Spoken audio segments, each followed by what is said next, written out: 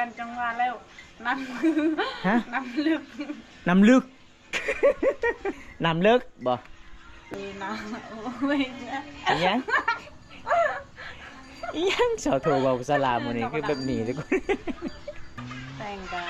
ประมาณ7-8 ล้านคน โอ้เวลาเข้าเมืองจะยืมรถไฟเข้านะเจ้าขี่นะ เพื่อนโม่ใส่น้ำมันถ้าหมูมีรถเฮาก็ชวนหมูให้หมูไปส่ง อ้าวอารมณ์อีกได้ทุกคนเลย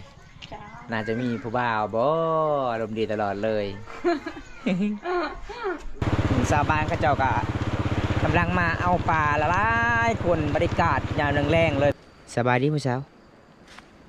โอ้ข่อยคิดว่าแม่นไผเนาะสาวสุกบ่นี่ แม่น โอ้จะไปเอาปลาแต่มื้อเช้านี่บ่ แม่น มานอยู่บ่ มันตัวหนึ่ง วันตัวหนึง แม่น เบิ่งทุกคนมันกระโดดแล้วไปโอ้ถึกแล้ว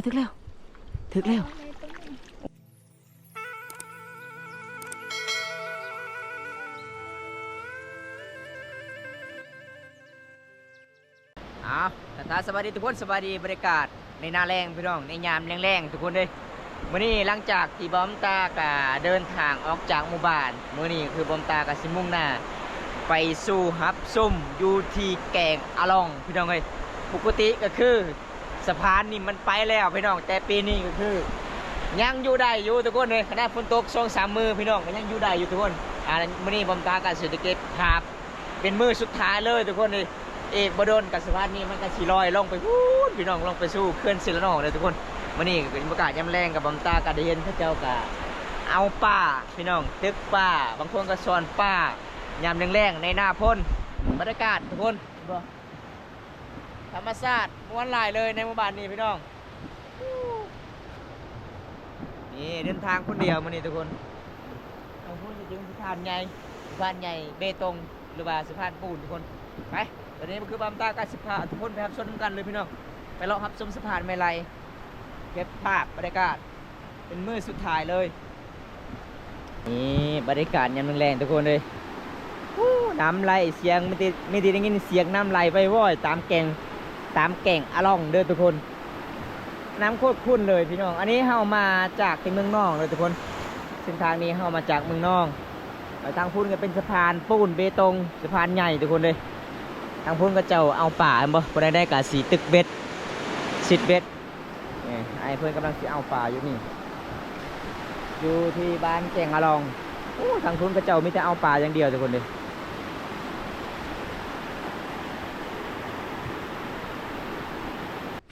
ไปถามลงเบิงแม่นผู้ใดน้องมาสอนปลานำเสละน้องโคตรใหญ่เลยพี่น้องเห็นบ่ทางพุ่นกับเจ้าเห็นให้เห็ดสวนเลยสบายดีผู้สาว โอ้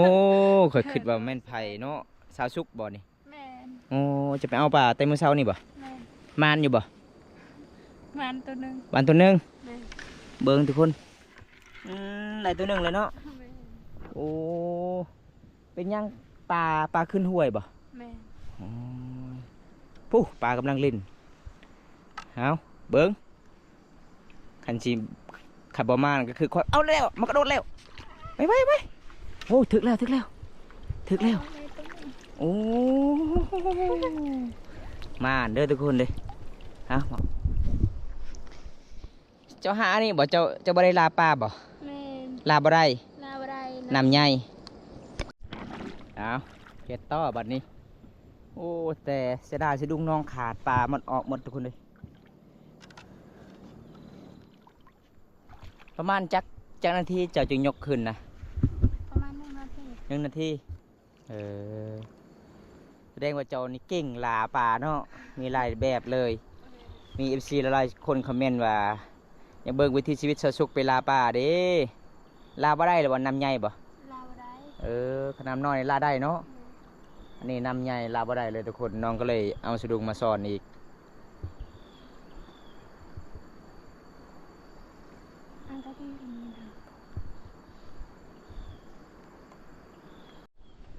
เอายกโอ้ออกแล้วบ่ทันแล้วโอ้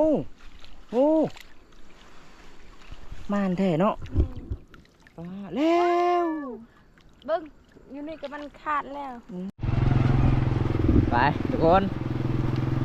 ตอนนี้ก็คือบอมตากาสีไปรอชมบรรยากาศอยู่ที่บ้านแกงหลองก่อนทุกคนเลยสะพานในนาพ่นกันเข้าไปไว้มันก็ลื่นหล่าเด้อทุกคนเพราะว่ามันกระสิพังชาวบ้านเขาเจ้ากะกำลังมาเอาปลาละลายคนบรรยากาศยามแรงๆเลยทุกคนเลย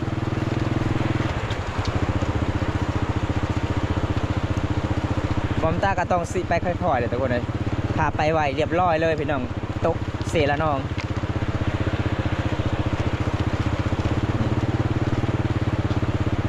สาวบ้านเอาป่า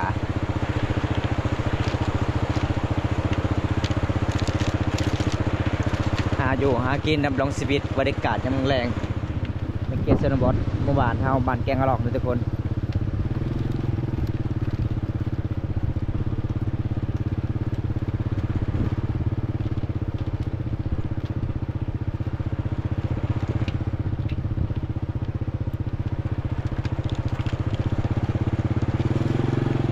ไปจูเอ็น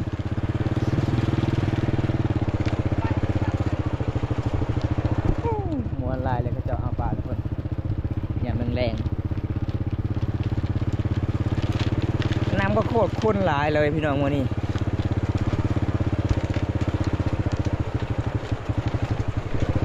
สะพานมันก็สิพังหลายทุกคนขับไปไวมันก็สิบ่ได้เลย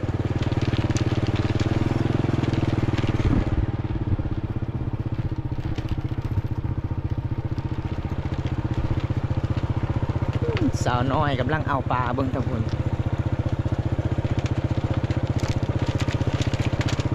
เพราะว่าน้ำมันข้นสาบานกับเขาเจ้ากับบ่ได้ลงอาบน้ำขันน้ำใส่โอ้สาบานโคตรเต็มเลยเนี่ยแรงๆทุกคนเขาเจ้ามาลงอาบน้ำจุดนี้ได้มื่อนี้บ้อมตากับสิไปเยี่ยมไปยามซาวโทก่อนเข้าหมู่บ้านแกงลองก่อนทุกคนสะพานความยาว278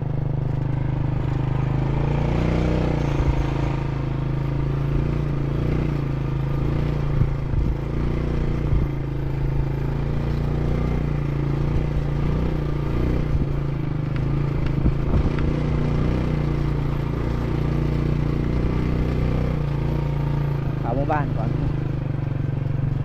บรรยากาศยังแรงในนาพลในสามหมู่บ้านกับสิ่งเงียบหลายเลยได้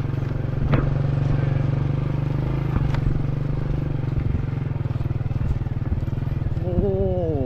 กลางบ้านอันนี้จะเป็นขอกงัวเด้อทุกคนขอกงัวเขาเจ้าเอาไว้หรือว่าเฮ็ดมัดงัวมัดควายกลางหมู่บ้านเลยทุกคนวันนี้จะได้พอหรือบ่ซาวโถบรรยากาศยามแรงไปเยี่ยมไปยามน้องสาวคนก่อนทุกคนสาวงามเลย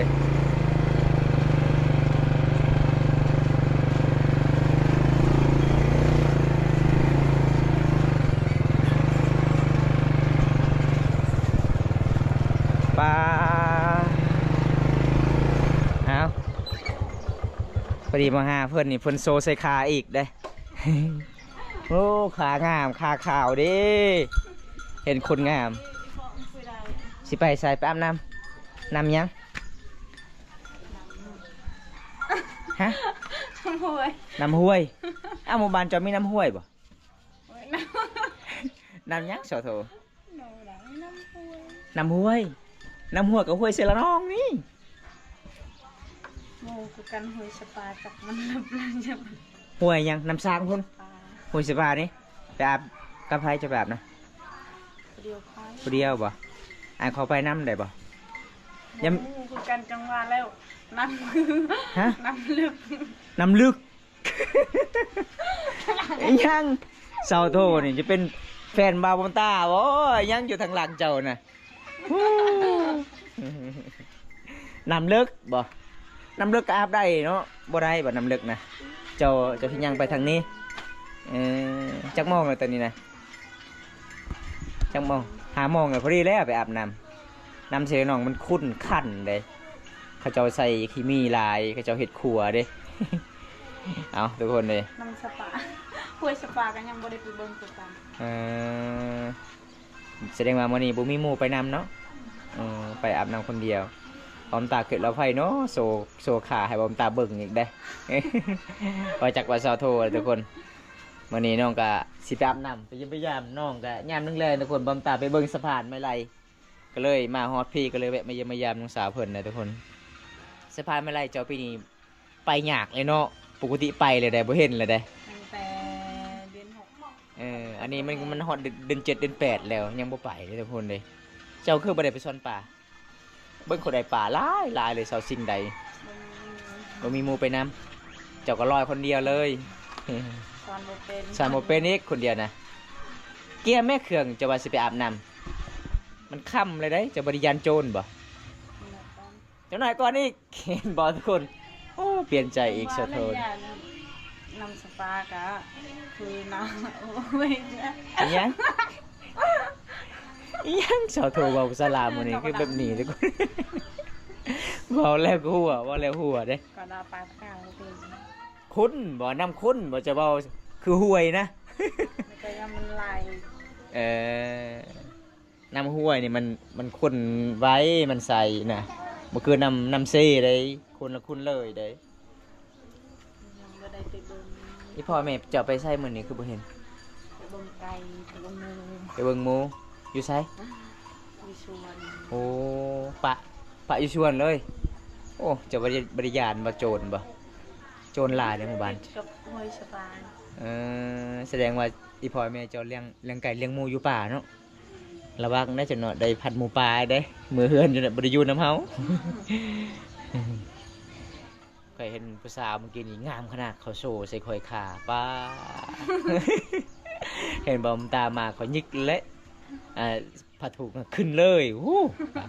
สาบันได้เนาะสมงามแต่ จ้า เอามาวันนี้อารมณ์ดีได้สาวโทรได้ทุกคนเลยผู้ใดน่ะนึกซับให้เขาโทรน่ะ น้องหัวดิน นึกซับเจ้าปะ ซับคือเพลเลย ซับเพแต่เป็นยังคือมันมีเสียงได้ มีแต่เสียง เออ เวลาเปิดปิดหั่น ยากปิดบ่ได้เนาะโอ้ทุกคนอันนี้เป็นรถจักรสาวโทรเด้อใส่งานบ่ได้แล้วไปก็บ่ได้แล้วทุกคนเนี่ยมันพังเลยเนาะสาวโทรเนาะก็เป็นเงินสีแปลงเลยปะ แต่งกะประมาณ7-8ล้านคน โอ้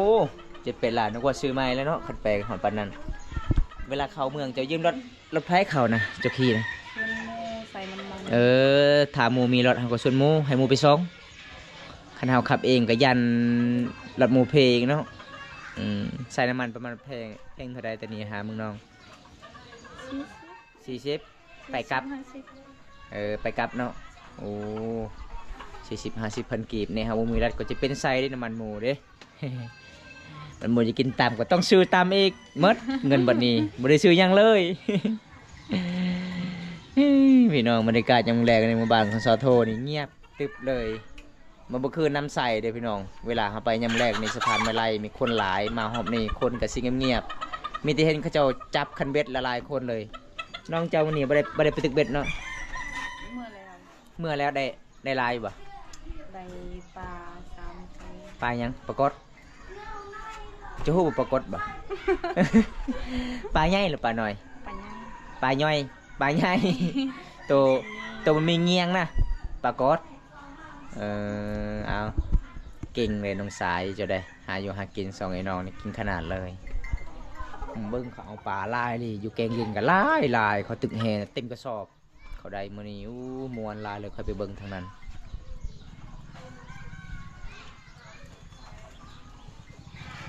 อ้าวอารมณ์อีกได้ทุกคนเลย จ้า น่าจะมีผู้บ่าวบ่อารมณ์ดีตลอดเลย แต่มีผู้บ่าวมาหามาคืนนี้แล้ว จะเมา จะเมายัง จะเดาไง ยังจะเช็ดยังจะเมานะจะสิกุยจะเมาบ่ไล่บ่ได้นะนำนี่นะแต่นำมันคุ้น น้ำบ่มานาน ฮะ น้ำยังบ่มามันยัง นำยังบ่มาเออเจ้ากับเป่าให้มันมาไว้นำพลสิรอทาเลย มื้อนี้มื้ออื่น ไปเลยสะพานนะโอ้ทายสะพานไปทายเด้อทายแล้วก็ส่งให้คอยได้ อยอยากเบิ่งแหง เป็นวันน้ำลาย แต่ละปีคอยบ่เห็นเลยสะพานไป เจ้าก็เห็นบ่เวลาสะพานไปนี่เคยเห็นบ่ เห็น ถึกยังถึกต่อไม้หรือว่ามันไปเองมันเลยถึกยัง มีใบลาย ต่อไม้ค้างไว้เนาะก็เลยมันไปทุกคนเลยค่ะบ่มีต่อไม้กับมันก็บ่ไปแล้วเนาะไปยากคือกันเนาะ ไปสักกัน ไปคือกันบ่อ๋อ น้ำมันลาย แสดงว่าปีนี้เป็นปีสุดท้ายเลยเป็นเดือนสุดท้ายเลยในหมู่บ้านเจ้าได้เห็นสะพาน ปีต่อไปก็สิบ่ได้เห็นแล้วคันผู้บ่าวมาหาน้องก็ต้องพูดไปทางสะพานปูนเบตงทุกคนสะพานใหญ่เด้สะพานไม้ไล่บ่มีแล้วต่อไปเด้อพี่น้องเอ้ยอีกบ่โดนพี่น้องมื้อนี้ฝนฟ้าอากาศมันก็สิมันมืดครึมๆเด้บำตาก็มาเยี่ยมมายามน้องโอ้ยพี่น้องเอ้ยเดินทางก็สิลำบากเนาะในหน้าฝนเนาะถนนมันลื่นหลายแต่บ่ว่าจะเป็นถนนว่าจะเป็นขัวไม้ไล่บ้านเจ้าโอ้ไปบ่ได้ไปแฮงนะต้องค่อยๆไปมันลื่นอันตรายเลยป่าทุกคนเลยบรรยากาศยามแรงๆพี่น้องในหน้าฝนอยู่ที่บ้านแก่งอะล่องเมืองนองเชียงซอนาเขตบ่ได้กะออกสวนออกให้บ่ได้เลยทุกคน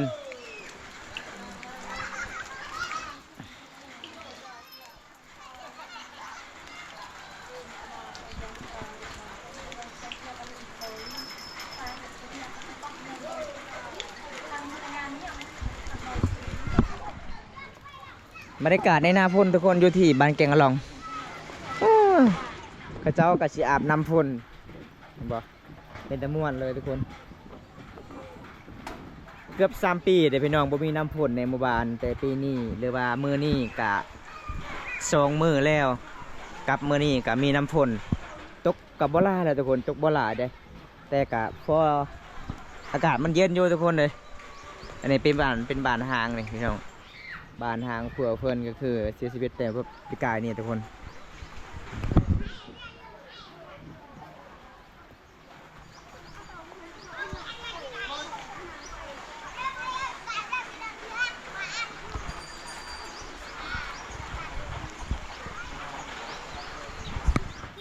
ดอมตากระสิเลาะหมู่บ้านบ่ได้ทุกคนฝนตกห้ามทุกคนเลย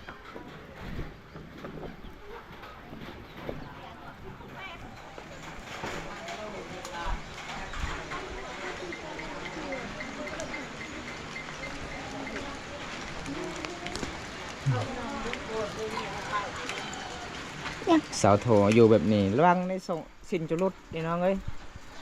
จะบริยานว่าสินจุลุดนี่นะ ลุกๆนะ ลุดก็ลุดบ่ ส่งมา ลุดนี่ระวังในกองในทางนี้เด้ หนาวว่ะสะโถหนาวแห้งเนาะไกลสิฮอดหน้าหนาวได้ระวังได้ต้องหาคู่ไว้นี่น้องเอ้ย โอ้ผู้สาวอุ้มลูกน้อยเห็นบ่ สาวไม่หมายทุกคนเด้อครับป้านี่เปื่อย เพื่อเดิมผู้ยัน